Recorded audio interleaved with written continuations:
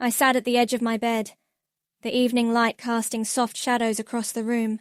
The familiar sound of my partner's keys jangling as he arrived home pulled me from my thoughts. I smiled as he walked through the door, his presence a comforting constant in my life. We exchanged a brief kiss, a routine gesture of affection that had become almost automatic over the years. Yet, as he moved into the kitchen to start dinner, my mind drifted elsewhere, to the text message still sitting unread on my phone. It had been there for hours, a single line of text from him. Just seeing his name on my screen made my heart race, a fluttering in my chest that felt both thrilling and dangerous. I hadn't deleted it, though I knew I should have, but something in me couldn't. I craved that feeling of anticipation, of stepping into the unknown, even as I wrestled with the gnawing guilt at the pit of my stomach. I knew I was playing with fire. I was in a committed relationship with someone who loved me deeply. We had built a life together, shared dreams, and faced challenges side by side. But there was no denying that something had shifted. The excitement, the spontaneity, the passion we once had faded over time. It was as if we had fallen into a rhythm that was more about comfort than desire. And in that space, something else had found a way to creep in. It started innocently enough, as these things often do. A chance meeting at a friend's party, a casual conversation that somehow turned into something more. He had a way of looking at me, of making me feel seen in a way I hadn't felt in years. It was intoxicating, the way his eyes lingered on mine just a second too long, the way his hand brushed against mine when he handed me a drink. It was subtle but unmistakable. We began texting after that night. At first it was just friendly banter, nothing out of the ordinary. But as the days passed, the messages became more frequent, more intimate. He made me laugh, made me feel desirable in a way I hadn't in so long. There was an electric undercurrent to our conversations, a tension that built with each exchange. I told myself it was harmless, just a bit of fun, a distraction from the monotony of everyday life. But deep down, I knew it was more than that. There was a connection between us, something undeniable that pulled me toward him, even as I tried to resist. The temptation was overwhelming, like a current I was too weak to fight against. Then came the day we met for coffee. It was supposed to be just that, a quick catch-up in a public place, nothing too serious. But the moment I saw him, my resolve crumbled. There was a magnetism between us that was impossible to ignore. We talked for hours, the conversation flowing effortlessly, our eyes locked on each other the entire time. The attraction was palpable, a charged energy that hung in the air between us. When we finally left the cafe, I knew I was standing at the edge of a precipice. He walked me to my car, and as we stood there, the world seemed to fall away. It was just the two of us, the silence heavy with unspoken words. He reached out, tucking a strand of hair behind my ear, his fingers lingering on my skin. I shivered at the touch, my body responding in ways I couldn't control. Then, without thinking, I leaned in. The kiss was soft at first, tentative, as if we were testing the waters, but it quickly deepened, becoming something more urgent, more demanding. My heart raced as I pressed against him, the thrill of the forbidden coursing through me. It was wrong, so incredibly wrong, but in that moment, it felt like the only thing that mattered. We pulled away, breathless, our eyes locked. The weight of what we had just done hung between us, and I could see the same conflict in his eyes that I felt in my own. This was a line we couldn't uncross, a step we couldn't undo. But even as the guilt began to creep in, there was a part of me that didn't regret it, a part of me that wanted more. In the days that followed, the memory of that kiss consumed me. I couldn't stop thinking about him, about the way he made me feel. I was living a double life, torn between the love I had for my partner and the desire I felt for this other man. It was a constant battle between my head and my heart, between what I knew was right and what I so desperately wanted.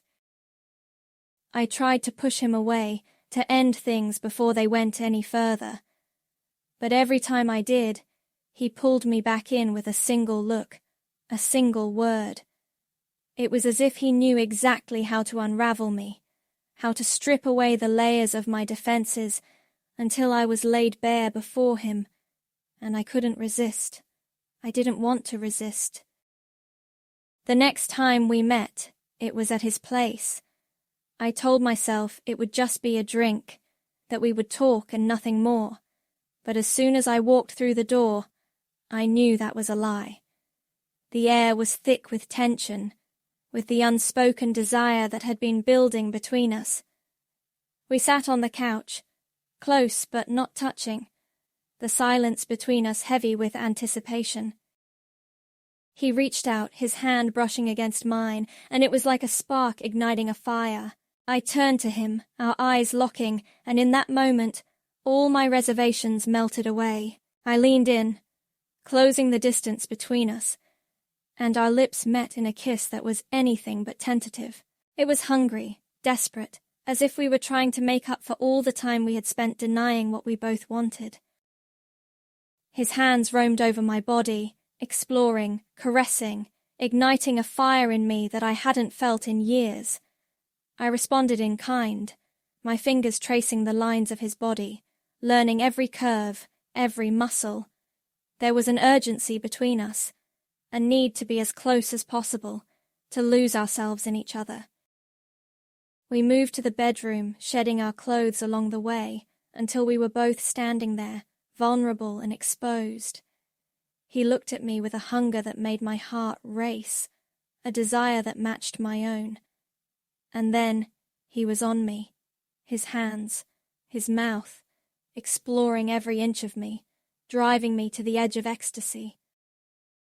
It was everything I had imagined and more. Every touch, every kiss, sent waves of pleasure coursing through me, erasing all thoughts of guilt, of consequences. In that moment, there was only him and me, our bodies moving together in perfect harmony. It was pure, unadulterated passion, the kind that consumed everything in its path. When it was over, we lay there, tangled in each other's arms, the silence between us comfortable, content. I knew I should feel guilty, that I should be consumed with regret, but as I looked at him, I realized that I didn't. There was no shame, no guilt, only a deep sense of satisfaction, of having finally given in to what I had wanted all along. Over the next few weeks, our affair continued. We met in secret, stealing moments whenever we could, each encounter more intense than the last. The secrecy, the thrill of being caught, only added to the excitement. I knew it was wrong, that I was betraying the person who loved me, but the more time I spent with him, the less I cared. The guilt that had once gnawed at me was gone, replaced by a sense of liberation, of finally taking control of my own desires. I was no longer the dutiful partner, the one who always put others' needs before my own. I was finally living for myself, indulging in something that was purely for me. Of course, I knew it couldn't last, that eventually we would be found out, and everything would come crashing down around me. But I didn't care. I was addicted to the thrill, to the way he made me feel, and I wasn't ready to give that up. As I sat there, watching him sleep, I realized that I was at a crossroads. I could end this now, walk away before it was too late, or I could keep going, keep indulging in this forbidden pleasure. And as I lay back down beside him, his arm wrapping around me, I knew what my choice would be. I would keep going. I would keep seeing him, keep exploring this side of myself that I had kept hidden for so long. Because for the first time in years, I felt alive. And I wasn't ready to let that go.